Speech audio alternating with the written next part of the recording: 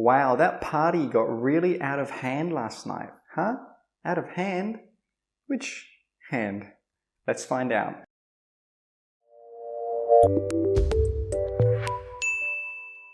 What's up guys, my name is Shane and today we are talking about idioms.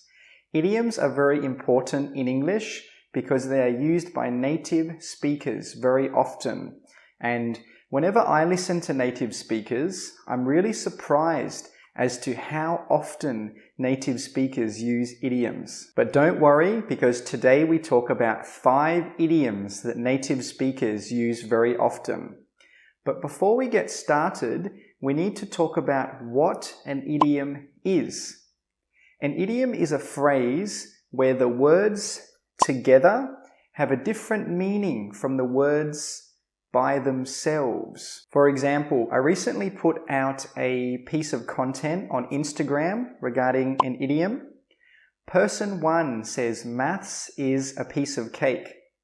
Person 2 says no, maths is a subject. Person 2 is right, maths is a subject. But person 1 is also correct because piece of cake can mean very easy. So when person 1 says maths is a piece of cake, he means maths is very easy. So an idiom is a phrase where the words together have a different meaning from the words by themselves. So if you ever see a phrase that doesn't really make sense, it might be an idiom. So write it down and comment down below or contact me on Instagram and I will explain it for you. But don't worry if this sounds confusing to you, because today we talk about 5 common idioms, what they mean, and when and how to use them. And make sure you watch until the very end of the video because there will be a quiz to test your understanding. Okay, let's get started. Let's pretend you loaned someone some money and they said they would pay you back in 1 week. But they don't pay you back in a week. They actually pay you back in 1 year. We can say better late than never. What do you think this means? This means it's better that they paid you back late than they didn't pay you back at all. Because 2 things could have happened. Number 1, they didn't pay you back, or number 2, they paid you back late. So which one is better? Number 2, they paid you back late. Am I happy that they paid me back late? No. But am I happy that they paid me back? Yes. So you can use this idiom when something happens later than you expected, but you're happy it happened rather than it didn't happen at all. Let's pretend you were trying to buy a nice watch, but whenever you go shopping for watches, all you can find is cheap watches that aren't very good quality. Wherever you go, a jewelry store, a watch store, or a shopping center, you just see cheap watches. What can we say in this situation? We can say cheap watches are a dime a dozen. A dime a dozen. A dime means 10 cents and a dozen is a set of 12. So if you buy a set of 12 things for 10 cents, is that expensive or cheap? It's very cheap. So when we use this idiom, a dime a dozen, it means the thing that you are talking about is very common. It's very cheap. It doesn't have much value. Another example could be, these books are a dime a dozen, or these chairs look really nice, but they are a dime a dozen. So you can use this idiom, a dime a dozen, about something that's cheap or very common or very easy to get or something that doesn't have much value. Let's pretend last week my boss gave me a task to do and I should have finished it yesterday. The deadline was yesterday, but I still haven't finished. And then today I go up to my boss and I say, "Hey boss, how are you? Do you remember that task you gave me last week? Well, I started it and it was going really, really well. I started the report. It was going really, really well. I wrote half of it and I just keep talking like this, talking. But I don't say that I haven't finished it yet. We can say I am beating around the bush. Beating around the bush. This means you are not saying what is important. You are not saying what needs to be said. This is the meaning of beat around the bush. Beat can mean to hit, and bush is a small plant. So if he keeps beating around the bush, is he saying what is important? Yes or no? No, he isn't. So this is a very good idiom to use when someone keeps talking, but they don't say what's important. They don't say what needs to be said. They're trying not to say what's important. Let's pretend last night I had a party and I invited 20 of my friends, and all those people came and the party was going great. Everyone was having fun, everyone was having a good time, but then more people started to come who I didn't know. 20 more people, 30 more people, 40 more people, and they started making trouble. They started fighting. They started smashing things, smashing windows. Everyone was drunk. Everything was chaos. Nobody knew what was happening. It was going crazy. So in the end, I had to call the police. In this situation, we can say the party got out of hand. The party got out of hand. Could I control the party? No. Could I manage the party? No. So this idiom here, we use to talk about something that you couldn't control. You couldn't manage it.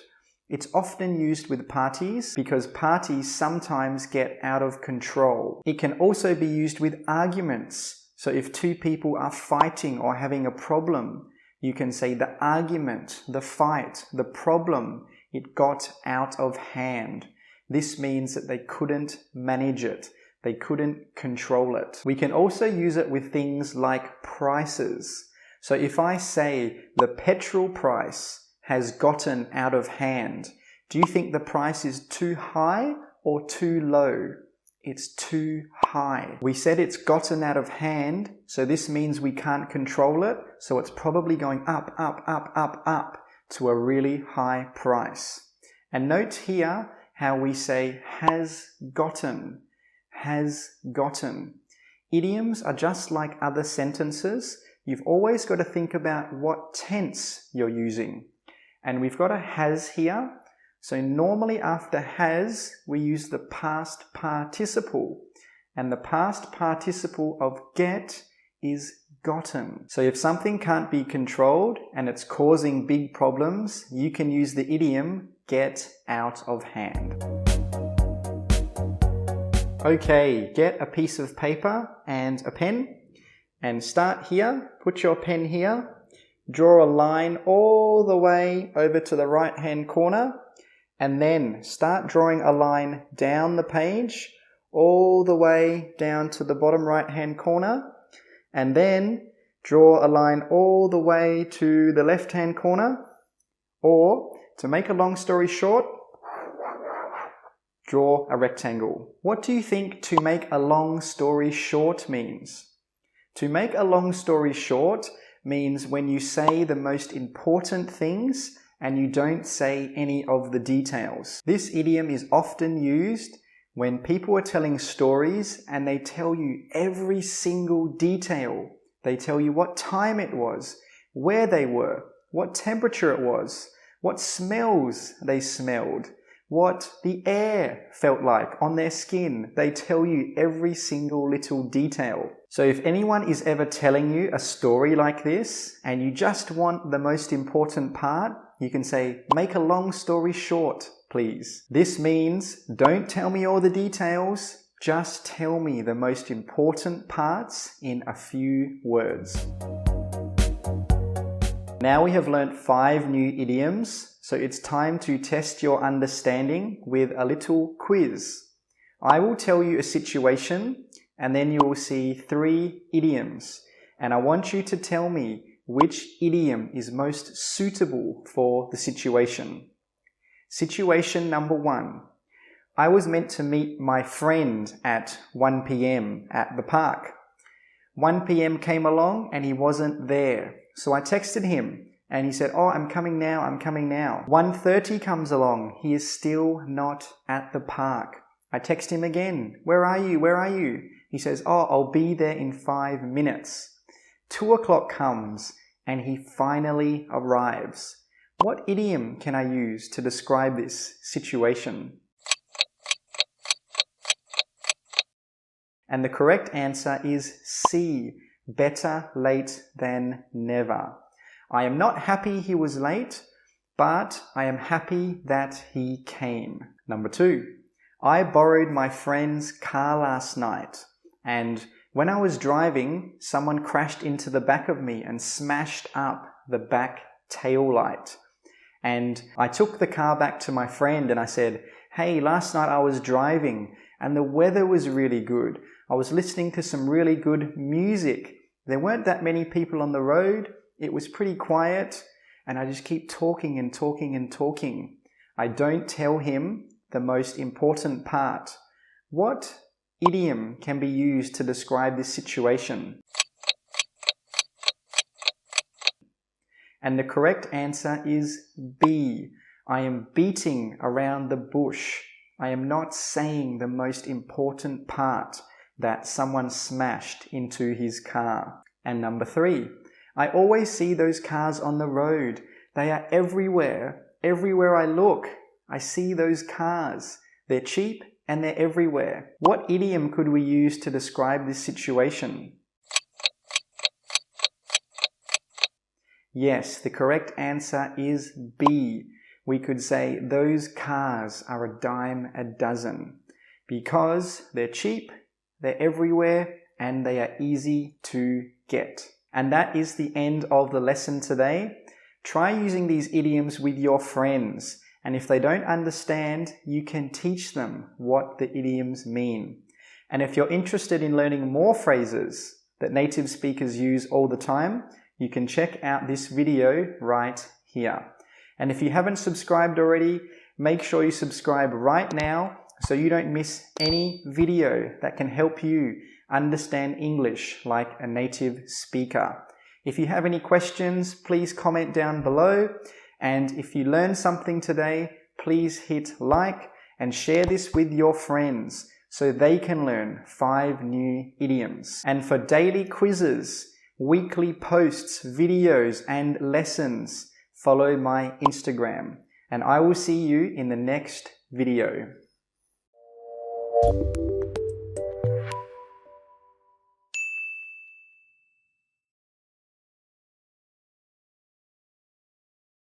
And number 3, I always see those cars on the road. And try using them with follow my